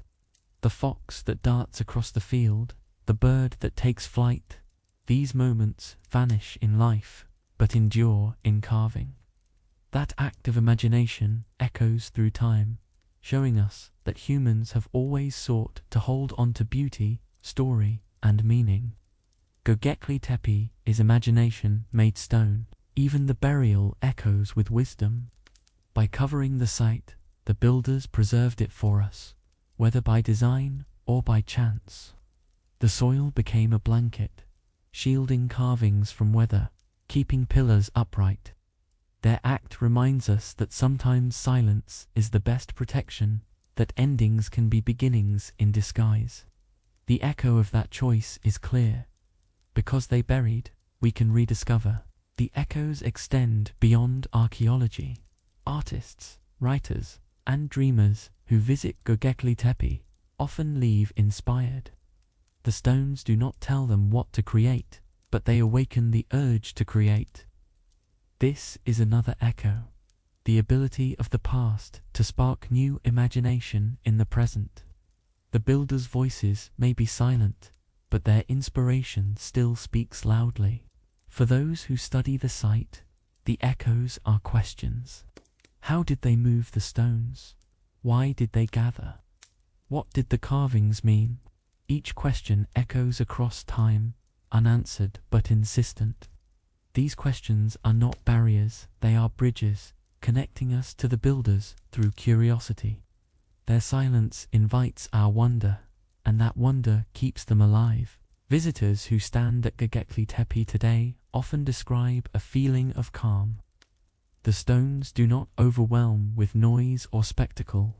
Instead, they whisper, quietly reminding us that humanity has always sought connection. The echo is not grand or forcefully, is soft, steady, like a heartbeat. And in that steadiness lies comfort, a reminder that we are part of a story much larger than ourselves. The echoes also remind us of humility. We often think of progress as beginning with us, but Göbekli Tepe proves otherwise. Long before cities, before farming, before history as we know it, people gathered here to create something lasting. Their echoes tell us we are not the first to wonder, not the first to dream.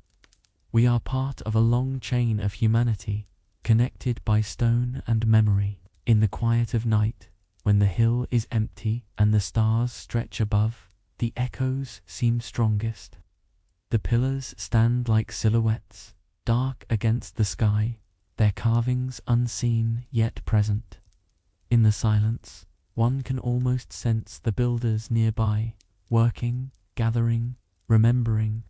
The echoes are not ghosts, but memories, carried by stone, carried by time. They are reminders that nothing truly disappears if it is remembered. So let us close this journey with peace. Göbekli Tepe is not only a site of stone, but a chorus of echoes, of effort, cooperation, imagination, and mystery. The first builders are gone, but their voices remain in silence, speaking softly across the ages. As you breathe slowly, let those echoes calm you, reminding you that history is not distant, is alive in every stone, in every question, in every question, in every whisper of the past. Let the echoes guide you gently into rest, carrying you toward sleep with the steady rhythm of memory.